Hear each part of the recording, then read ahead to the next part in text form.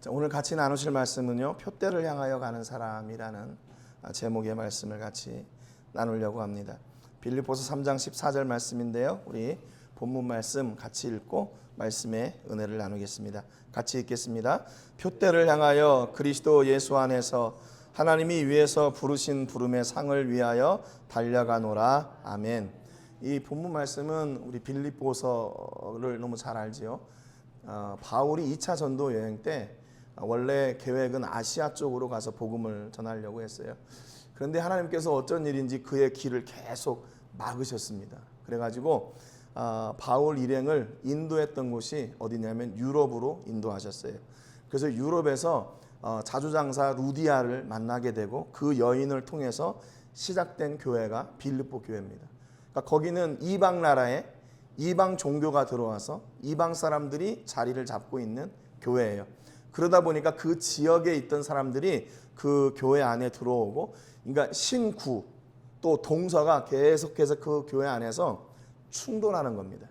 근데 교회가 이렇게 여러 가지 이렇게 논리들이 세워지고 가치가 세워지고 또 뭐 그러는 거 다 자연스럽고 그럴 수 있지요. 그런데 문제는 언제 일어나냐면 이게 충돌이 일어날 때 문제가 생겨요. 충돌이 일어날 때 내가 그동안에 배운 게 맞지, 내가 그동안에 알고 있는 게 맞지, 또 우리가 이렇게 살아온 게 맞지, 아니지, 새로운 게 뭐 이렇게 있는 게 맞은 거지. 그래서 교회 안에서 이렇게 충돌이 일어나게 되면 그게 참 문제를 수습하기가 어려워지게 되는 거죠. 이 소식을 바울이 듣고 있으면서 이제 기준을 정해주는 겁니다. 왜냐하면 바울이 그 교회를 개척했으니까 그래도 누가 얘기하는 것보다도 바울이 그 일에 대해서 하나하나 얘기를 해주는 것이 맞겠다 싶어서 바울이 이렇게 편지를 썼던 거예요. 오늘 빌립보서 3장의 중심 내용은 두 가지입니다. 빌립보 교회 안에 어떤 생각들이 있었냐면, 야, 예수님 믿으면 됐지, 뭐 하나님 말씀을 뭐 계속 배워야 돼, 그거 어렵고 힘들고 뭐 이거 시간도 내기 어렵고, 그 빌립보 지역이 동서를 잇는 그런 교량 역할을 했던 도시였기 때문에 한마디로 얘기하면 장사를 굉장히 많이 했던 그런 곳이에요. 그러니까 여러분도 사업하시면서 또 직장에 다니시면서 아시겠지만 시간을 낸다는 것이 얼마나 힘들어요. 근데 말씀을 배우려면 시간을 내야 되고 뭔가 내가 포기를 하고 이렇게 배워야 되는데, 야, 굳이 그럴 거 있냐? 야, 예수 믿으면 천국 간다며. 예수 믿으면 천국 가면 됐지. 뭘 또 여기서 뭘 배우고 이래야 돼. 이런 생각들이 있었어요. 그런데 당시 이 그리스 지역에 또 그 아시아 지역에는 철학이 굉장히 유행을 했던 거죠. 그리고 세상 학문이 그렇게 높다 보니까 교회 안에서 배우는 것이 양에 차지 않는 거예요. 야, 저렇게 유명한 사람들이 그 철학적인 얘기들을 쏟아내는데 저거 배우기도 힘든데, 야, 무슨 교회에서 그 뭐 옛날에 히브리어로 된 그런 것을 우리가 배워야 돼. 야, 이건 너무 우리한테 부담인 거야. 이런 사람들이 있어요. 배우는 것을 포기하고 그냥 나 예수 믿는 것으로 끝날 거야, 이렇게 하는 사람들. 여러분은 어떠세요? 혹시 여러분이 사업하고 직장 다니고 이렇게 일을 하다가 보니까 하나님의 말씀을 배우는 거에 대해서 혹시 여러분들은 어떤 생각을 가지고 있으세요? 이 빌립보 교회처럼, 야, 그거 꼭 굳이 배워야 되냐? 교회 예배 그래도 잘 다니고 그러면 되지. 혹시 그런 생각 가지고 계세요? 하나님의 말씀 우리가 배우는 이유는 뭘까요? 우리가 답게 살기 위해서 그래요. 답게. 어떻게 해요? 그리스도인답게 살기 위해서. 우리가 예수님을 믿는다고 해서 우리의 삶이 어느 순간에 확 바뀌는 게 아니잖아요. 얼마나 많이, 오늘도 권사님 기도하시는데 제가 마음에 저도 막 찔리더라고요. 한 주간도, 이게 한 주간의 삶도 우리가 우리 뜻대로 이거 제대로 살아낼 수가 없잖아요. 또 어느 순간에 또 마음으로 범죄하게 되고 또 어느 순간에 또 넘어지게 되고, 그럼에도 불구하고 하나님의 은혜로 인해서 또 교회에 와서 또 다른 삶을 또 이제 출발하려고 하나님 앞에 우리의 모든 것을 내려놓고 기다리고 있는 이런 시간들, 어떻게 보면 세상에서는 야, 그거 너무 가치 없는 거 아니야, 그 쳇바퀴 도는 것처럼 그건 너무한 거 아니야. 죄 짓고 와서 또 회개하고 또 가서 또 죄 짓고 또 와서 또 회개하고, 야, 그럴 거면 뭐 회개, 뭐 이런 생각을 가질 수도 있죠. 여러분, 그런데 이 하나님과의 관계라는 것이 바로 그거예요. 관계. 하나님의 말씀을 배워간다는 것이 바로 그거예요. 내가 넘어졌지만 또다시 그분의 말씀과 은혜로 다시 세워지는 거죠. 여러분, 우리가 한번 딱 배워가지고 배운 대로 살 것 같으면 얼마나 좋겠어요. 사업을 해가지고 여러 경험이 있어서 맨날 성공해요. 그러면 그 사람은 맨날 성공할까요? 어떤 때는 또 실패할 때도 있잖아요. 이게 세상에 뭐 사는 한 가지 방법이고, 그게 우리가 살고 있는 현실인 거죠. 그런데 이 예수님을 믿는 것도 역시 마찬가지로, 내가 어느 한순간에 예수님을 믿었다, 그래서 그러면 내 삶이 다 바뀌는 거냐? 아니, 믿으면 됐지 꼭 삶이 바뀌어야 되냐? 그럴 수도 있잖아요. 그런데 여러분, 믿음의 삶은, 또 믿는 사람은 삶이 반드시 달라져야 됩니다. 그렇죠? 우리가 완전히 100% 막 의인이 돼가지고 이렇게 달라질 수는 없지만, 그래도 조금씩 달라지는 거죠. 그래서 바울이 그 이야기, 배우는 것을 중단하면 안 된다, 그걸 가리키기 위해서 지금 말씀을 전하고 있고, 또 한 가지는 뭐냐면 부활에 대한 거였어요. 부활이 없다고 하는 그런 사상들은 당시 사두개인들 가운데 있었습니다. 그 사람들은 유대교 안에 있으면서도 부활을 믿지 않았어요. 영적인 그런 삶에 대해서 그들은 인정하지 않았어요. 그러니까 예수님이 부활한 거에 대해서 굉장히 민감한 그런 그 견해를 가지고 있는 사람들이 누구냐면 바로 같은 동족인 사두개인들입니다. 그들은 절대로 부활이 없다고 생각해요. 그런데 이 빌립보 교인들은 그래, 부활이 있어 라고는 믿어요. 그런데 그 부활은 예수님에게만 속한 거고 우리에게는 속한 것이 아니다, 이렇게 단정 지은 거죠. 그러니까 반쪽만 믿는 거예요. 부활이 있어. 왜냐하면 예수님이 그렇게 죽었다가 살아나셨으니까 부활은 있어. 그런데 그 부활이 우리에게는 없어. 예수님은 하나님의 아들이고, 뭐 예수님은 거룩하시고 능력이 많으시고 전지전능하신 분이니까 그 부활을 누릴 수가 있었지 우리는 안 돼, 뭐 이렇게 생각하는 거죠. 그런데 그 부활에 대해서도 아니다, 예수님의 그 부활이 바로 우리의 부활이다라는 것을 이 바울이 알려주기 위해서 이 빌립보서 3장에서 지금 이야기를 하고 있는 거예요. 그래서 7절에 보면 이렇게 바울이 얘기했습니다. 그러나 무엇이든지 내게 유익하던 것을 내가 그리스도를 위하여 다 해로 여길 뿐더러, 그랬어요. 지금 이 바울이 그 예수님을 믿기 이전의 삶과 그 이후의 삶을 이렇게 설명하는데요. 그 이전의 삶은 뭐냐? 그것은 해로 여기는 거다. 해다. 내게 해로운 것이다, 그래요. 그런데 이 바울의 그 이야기가 달라요. 뭐라고 했냐면 앞에서는 내게 유익하던 것을 해로 여긴다, 그 말이거든요. 분명히 예수님을 알기 전에도 바울에게 있던 것들 중에 유익하던 것들이 있었어요. 그가 뭐 지금으로 말하면 뭐 S대 뭐 이런 클래스, 좋은 상위 학문적인 배경이 있는 사람이고, 또 유대인 중에 유대인이고, 바리새인 중에 바리새인, 뭐 이런 그 배경들이 있잖아요. 그런 것들이 예수님을 믿기 전에 바울에게 유익했었어요. 그런데 예수님을 믿고 났는데 그런 것들이 이제는 오히려 내게 해로 여겨진다, 그렇게 고백하고 있는 겁니다. 그래서 8절에 또한 모든 것을 해로 여김은 내 주 그리스도 예수를 아는 지식이 가장 고상하기 때문이라 그랬어요. 예수님을 배우는 거 당신들 그거 중단하려고 하지, 꼭 예수님을 더 배워야 되나, 내가 세상에 학문이 있고 배경이 있으면 됐지, 그렇게 생각하시는 분들 그게 아닙니다 라고 얘기하는 거예요. 내 주 예수 그리스도를 아는 지식이 가장 고상합니다. 가장 상위에 있는 지식이 뭐냐? 하나님을 아는 지식입니다. 예수님을 아는 지식입니다 라고 얘기하는 거예요. 누가요? 당시 최고의 학벌을 배웠던 가말리엘의 문화에 있었던 바울이 지금 이런 얘기를 하는 거예요. 그냥 그냥 통신으로 학교 나오고 이래서 한 게 아니라 정말로 그 최고의 엘리트 코스를 밟았던 사람들이 내가 배워보니까 내가 배웠던 것보다 더 가치 있고 더 높은 지식과 학문이 있었습니다. 그게 바로 예수 그리스도를 알고 배우는 거였습니다.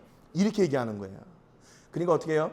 조금 이 바울의 말에 힘이 있잖아요. 그가 경험하고 실제로 누렸던 것을 가지고 이야기를 하니까 그 빌립보 교인들에게는 그렇구나, 예수님을 배운다는 것이 세상의 학문보다 더 위에 있는 그 지식의 가치를 우리가 아는 것이고 하나님을 이해해가는 것이구나 라고 이해할 수 있죠. 그런데 바울은 이어서 더 뭐라고 하냐면 내가 그를 위하여 모든 것을 잃어버리고 배설물로 여김은 그리스도를 얻고 그랬어요.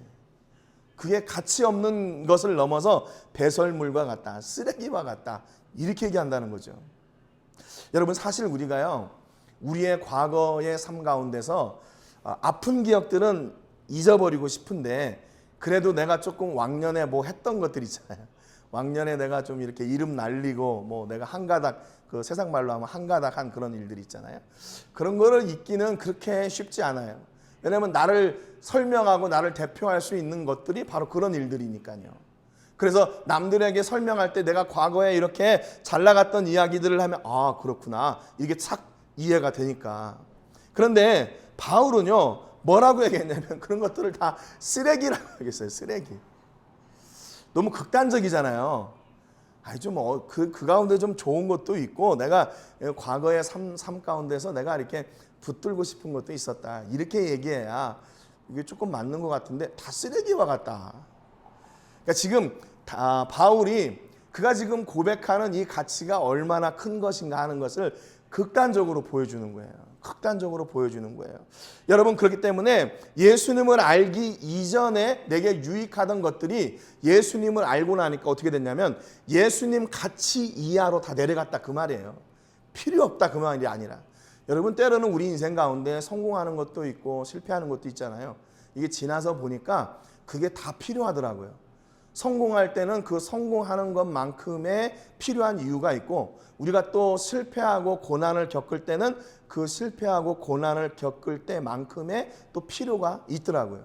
만약에 어떤 사람이 계속 성공만 한다면 실패한 사람들의 마음을 이해할 수가 없죠. 아, 이건 그 책임은 바로 너야. 네가 게으르고 네가 잘못하고 네가 이제 이러는 거지, 이렇게 얘기할 수 있잖아요. 그런데 실패를 경험해 본 사람은 아, 그렇지, 그때 나도 그때 그렇게 실패했다. 그런데 내가 이렇게 해보니까 그게 좀 되더라. 너도 한번 그렇게 해봐라. 이렇게 가르쳐 줄 수가 있는 거죠. 여러분, 그래서 우리가 때로는 인생에서 만나는 크고 작은 성공과 실패가 다 필요한 거라는 거죠. 여기 지금 바울이 얘기하는 게 내가 다 쓸데없다, 그 말이 아니라 내가 보니까 예수님을 아는 그것이 최고의 가치고 나머지는 그 아래에 있더라. 내가 세상에는 그것이 전부인 줄 알았는데 예수님을 알고 나니까 이게 우선순위가 바뀌었다, 그 말입니다. 여러분, 예수님을 모를 때의 삶은 진짜로 다 쓸데없는 겁니까? 다 쓸데없는 거예요. 그것도 내 삶 가운데 필요하고 유익했기 때문에 하나님이 그거 허락해 주신 거예요. 내가 그래서 배설물로 여김은 그리스도를 얻었다. 그래, 예수님을 얻었다는 거예요. 그 안에서 발견되리 하미니, 예수님을 얻고 그 안에서 발견되리 하미니, 이 말은 무슨 얘기냐면 그분과 하나가 되는 것이다, 이 말이에요. 내가 예수님을 배워서, 그 말씀을 배워서 내가 뭐 할 건가? 예수님을 알게 되고 내가 그분과 하나가 된다, 그 말입니다. 그래서 그 안에서 발견되려 하면 이건 조금 해석이 조금 이렇게 직역을 한 건데, 조금 이렇게 이 뜻을 의역을 하면 내가 그분과 하나가 된다. 예수님이 말씀하셨잖아요. 네가 내 안에, 내가 너 안에, 이렇게 말씀하신 것처럼 내가 예수님을 알게 되면 어떻게 되나? 내 삶이 그분과 하나가 되는 거죠. 그래서 그분의 가치가 내게 들어오게 되고 내가 그동안 가지고 있던 가치들은 그분의 가치 아래로 이렇게 정리가 되는 거예요. 그래서 다른 번역 성경들도 보면 그분과 하나가 된다라고 이렇게 번역한 성경들이 있어요. 그래서 그분과 하나가 되어 내가 가진 의는 율법에서 난 것이 아니요 오직 그리스도를 믿음으로 말미암은 것이니 곧 믿음으로 하나님께로부터 난 의라 그랬어요. 내가 의로운 사람이 된 거, 내가 이제 죄를 예수님이 모두 용서해 주셔서 내가 의로운 사람이 됐고 영원한 생명을 얻게 된 것은 무엇 때문인가? 그분 때문이다. 내 의가 나로부터 나온 것이 아니라 하나님 아버지께로부터 나온 것이다. 그래서 바울이 이제 결단한 것은 뭐냐면 내가 그리스도와 그 부활의 권능과 그 고난의 참여함을 알고자 하여 그의 죽으심을 본받아 그랬어요.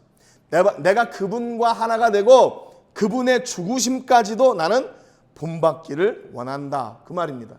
여기 쉬운 성경은 이것을 어떻게 번역을 했냐면 이제 내가 바라는 것은 그리스도를 알고 죽음에서 부활하신 그 능력을 체험하며 그리스도와 함께 고난받고 그분과 함께 죽는 것입니다. 고난도 함께 받고 함께 죽기를 원한다는 거예요. 왜냐하면 그 부활이 나의 것이기 때문에 이걸 설명하려고 하는 거예요. 어떻게 돼요? 부활하려면 어떻게 돼요? 먼저 죽어야 되는데 누구와 함께 죽어야 되냐? 그 결과에 따라서 어떤 사람은 예수님의 부활을 누리는 사람이 있는가 하면 어떤 사람은 영원한 죽음의 부활을 누리는 사람이 있기 때문에, 그래서 바울은 그걸 뭐라고 얘기했냐면 예수님을 알고 그분과 하나가 되고 그분과 함께 고난을 받고 그분과 함께 죽을 거다. 그러면 그분과 함께 부활할 거니까. 그래서 11절에 어떻게 해서든지 죽은 자 가운데서 부활에 이르려 하노니 그랬어요. 부활은 그렇기 때문에 과거의 어느 시점에 한 번 일어났던 예수님에게 일어났던 단회적인 부활이 아니라 그 부활은 앞으로 우리가 누릴 영광입니다 라고 딱 선언하는 거예요. 그러니까 부활이 없다고 얘기하지 마세요.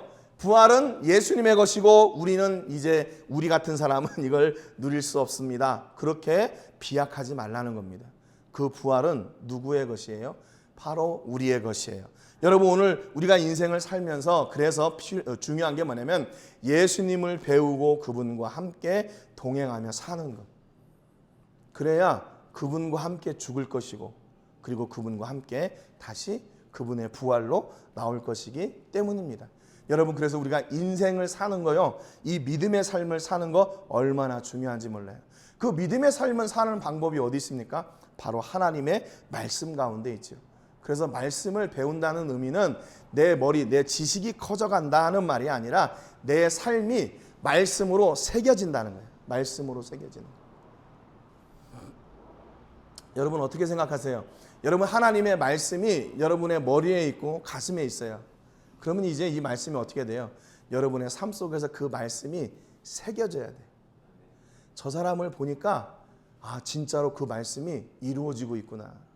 저 사람의 말하는 거, 생각하는 거, 삶을 보니까 진짜 하나님의 말씀이 그의 삶을 증명하고 있구나. 여기까지 가야 돼요. 여기까지. 근데 이거는 말로 해서 되는 게 아니라 실제 그 말씀을 내 삶으로 계속 새겨나가야 돼. 새겨나가야 돼. 한 번 해서 안 되면 두 번 하고, 두 번 해서 안 되면 세 번 하고, 세 번 해서 안 되면 네 번 하고. 이걸 뭐라 그래요? 우리는 훈련이라고 그러죠. 훈련. 그래서 처음에는 굉장히 어색하고 힘든데 그 어색하고 힘든 과정을 거듭 하다 보면 그게 익숙해져요. 처음에 어떻게 하나님의 말씀을 배우고 어떻게 하나님의 말씀을 따라 살아. 그런데 그것을 훈련하다 보면 점점 그 말씀과 가까워지고 그래도 내 삶에 그 예수의 흔적이 드러나게 되는 거예요. 예수의 흔적이 드러나게 돼요. 그래서 바울은 어떻게 해서든지 죽은 자 가운데서 부활에 이르려 하노니 이렇게 선언하고 선포하고 있습니다. 12절에 보니까 내가 이미 얻었다 함도 아니요 온전히 이루었다 함도 아니라 오직 내가 그리스도 예수께 잡힌 바 된 그것을 잡으려고 달려가노라. 그 부활은 어디에 있나? 예수 안에 있다. 그런데 내가 그것을 잡으려고 달려간다 그랬어요. 그러니까 지금 아직 부활이 있는 것은 확실한데 그 부활이 내 것인가? 그것은 아직 아니라는 거예요. 근데 불완전해요. 내가 아직 그 부활을 경험하려면 죽어야 되는데 아직 안 죽었잖아요. 그러니까 이건 어떻게 보면 도박 같아요. 가끔 그런 생각할 때가 있어요. 내가 이렇게 여기 외국에서까지 와서 하나님의 일을 한다고 열심히 했는데 만약에 이제 죽고 나서 딱 죽었는데 천국이 없다. 예수님이 안 계신다. 그럼 이거 역대 사기 아니에요? 역대 사기. 그런데 아무리 내 인생을 둘러봐도 하나님이 안 계실래야 안 계실 수가 없는 거예요. 이게 부인할 수가 없어요. 그분이 지금도 함께 하시고 나를 이렇게 붙잡고 계신다는 그 사실에 대해서 의심할 여지가 없는 거죠. 여지가 없어요. 그분이 나를 그렇게 붙잡고 계셨구나. 그리고 그분이 나를 이렇게 쓰임받게 하고 인도해 가시는구나. 그분의 은혜 아니면 이게 안 되는구나. 여러분 어떠세요? 여러분 신앙생활 하는데 여러분이 믿음이 아주 튼튼하고 믿음이 이렇게 훌륭해가지고 이렇게 사는 것처럼 보이세요? 어떠세요? 하나님의 은혜 아니면 여러분 이렇게 설 수 있을 것 같아요? 안 될 것 같아요. 어려울 것 같아요. 지난번에 어떤 분하고 이렇게 식사를 하면서 이제 그런 말씀을 하시더라고요. 다 자기가 이렇게 이런 기술이 있어서 기술자인데 한국에 가면 막 그거 한 달 일하면 400만 원, 500만 원 받는데, 그런데 여기에서 그거 다 포기하고 이렇게 일을 한다고 그래요. 그러면서 제가 그 얘기를 들으면서 나는 뭘 할 수 있나 돌아보니까 할 수 있는 게 아무것도 없어요. 좀 젊었을 때는 할 수 있는 게 있었던 것 같아요. 젊었을 때는 그때 뭐 태권도도 했으니까 태권도 사범을 하든지, 아니면 그 뭐 교회에 가서, 그 개척교회 가서 막 이렇게 열심히 하고, 이러면 되겠다, 뭐 할 수 있는 게 많았던 것 같아요. 그래서 할 수 있는 게 많았다고 생각해서 선교사로 제가 자원했거든요.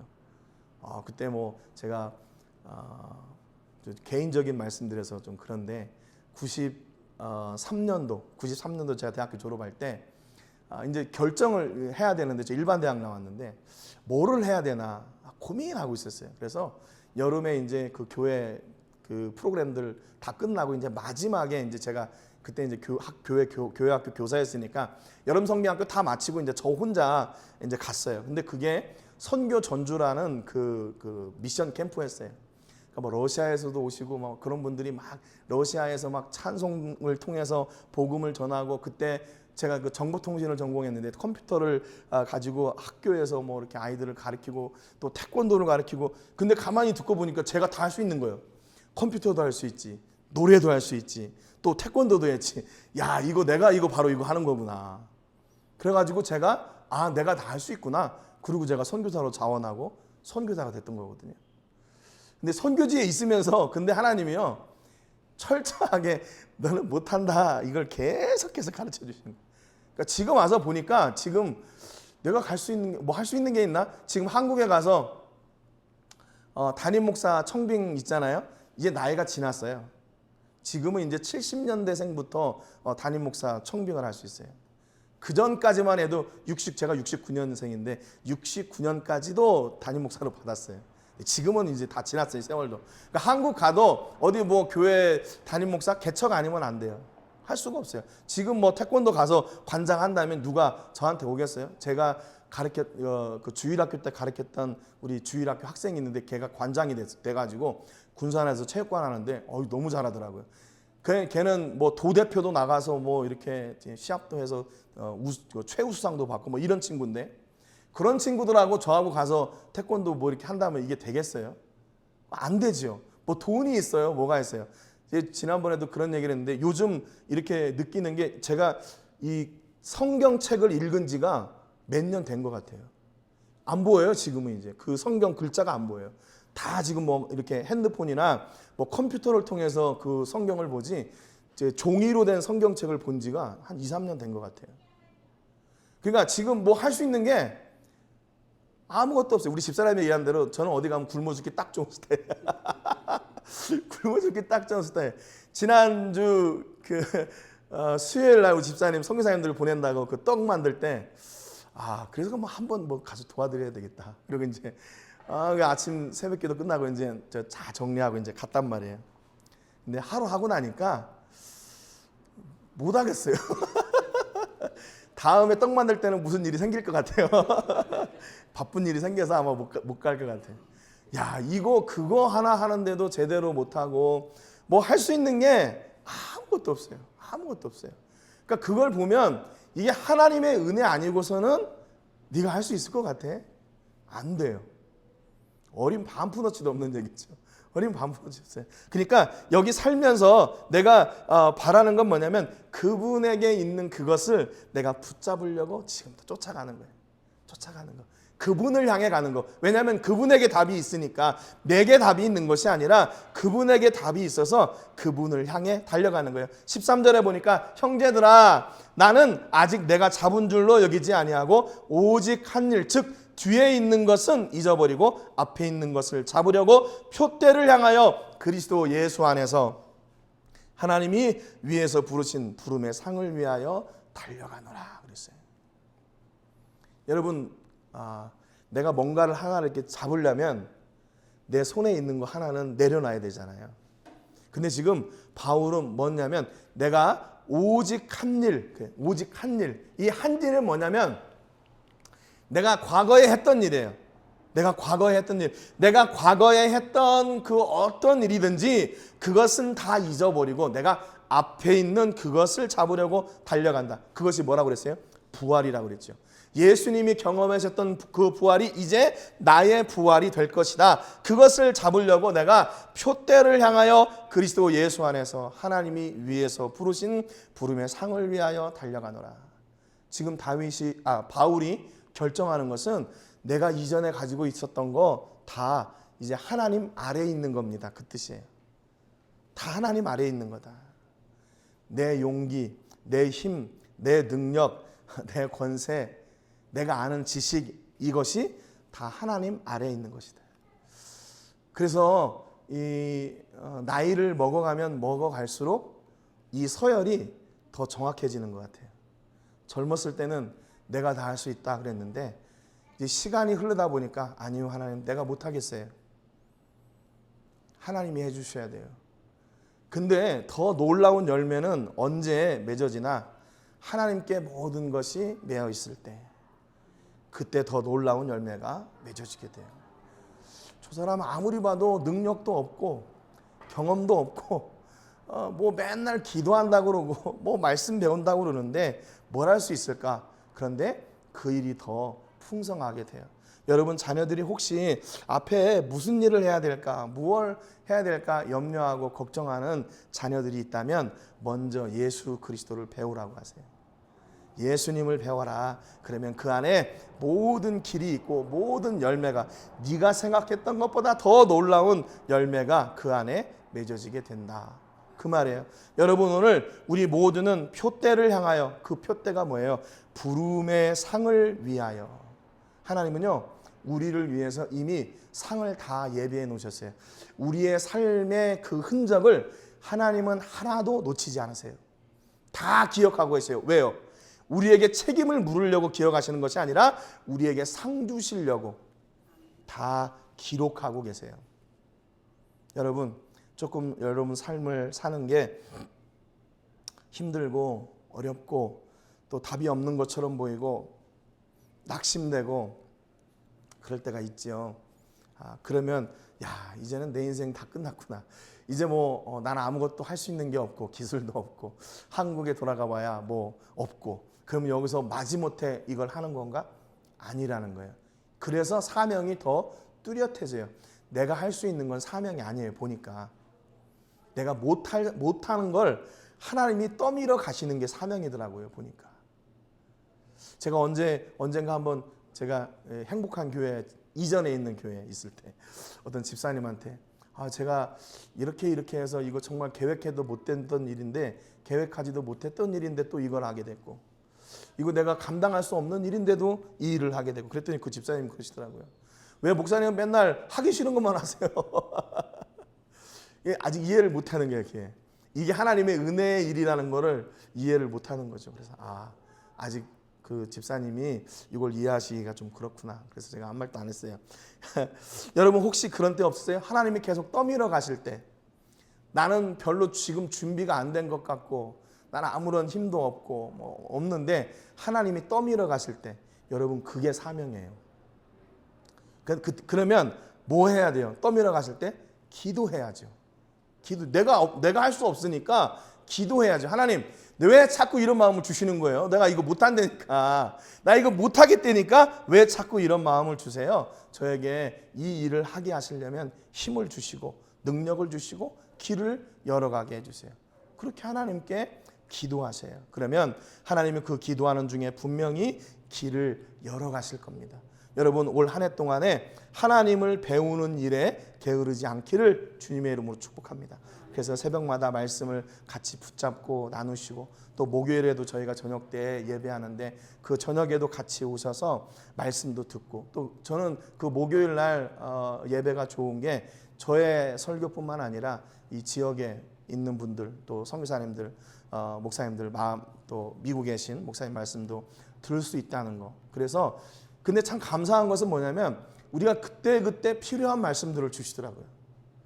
그래서 하나님이 이 예배를 얼마나 중요하게 여기시는가 다시 한번 깨닫게 됐습니다. 여러분, 여러분의 삶 가운데서 답이 없는 것처럼 보여도 그 길을 믿음으로 붙잡고 승리해 나가시는, 그래서 여러분 우리를 위해 예비해 놓으신 그 부름의 상, 그 표대를 향하여 열심히 달려나가시는 여러분, 또 우리 교회 되기를 주님의 이름으로 축복합니다. 사랑해 주님 감사합니다. 오늘 말씀을 통해서 우리가 무엇을 지금 향해 달려가고 있는지 함께 나누고 결단하게 해주셔서 감사합니다. 우리는 우리를 부르신 부름의 상을 위하여 달려가고 또 예수님과 함께 하나가 되어 예수님의 고난과 부활에 동참하기 위하여 달려가는 사람들입니다. 때로는 하나님 우리가 부족하고 연약하고 할 수 있는 것도 없고 또 가망성도 없어 보이나 우리 하나님이 이끌어 가실 때 믿음으로 아멘하고 순종하여 나가서 하나님 놀라운 일을 이루는 능력의 종들이 되게 하여 주시옵소서. 하나님 우리는 오직 위에 있는 부름의 상을 향하여 나가오니 하나님 우리가 해야 될 일들을 하나님 책임져 주시옵시고 더 큰 권세와 능력과 하늘의 복과 은혜로 채워 주시옵소서. 아버지 오늘 이렇게 우리 자녀들을 위해 축복할 수 있게 해주셔서 감사합니다. 우리 예준이와 유주를 기억하여 주시고 하나님 저들의 장래를 책임져 주셔서 하나님의 귀한 나라가 저들의 삶을 통해 임하게 되고 이루어지는 역사가 있게 하여 주시고 우리 행복한 교회에 더 많은 다음 세대의 놀라운 지도자들을 보내주시고 동역자들을 보내주시옵소서. 또 사역 가운데 있는 우리 아이들도 기억하여 주시고 하늘의 놀라운 권세와 복이 임하게 하여 주시옵소서. 이제는 우리 주 예수 그리스도의 은혜와 우리 아버지 하나님의 크신 사랑과 성령 하나님의 감동 감화 위로 교통하시는 은혜가 오늘도 표대를 향하여 달려나가며 예수님 아래 하나님의 가치 아래 모든 것을 내려놓고 온전히 그 부름의 상을 위하여 달려나갈 때 하나님 아버지께서 우리와 함께 하시고 더 큰 일을 이루어 가실 능력의 종들이 되기로 다짐하는 우리 모든 성도님들과 가정과 자녀들과 사업과 직장과 캠퍼스와 세계 곳곳에서 주의 복음을 전하는 복음 전도자들을 위해 이제로부터 영원토록 함께 하시기를 간절히 축복하옵나이다. 아멘.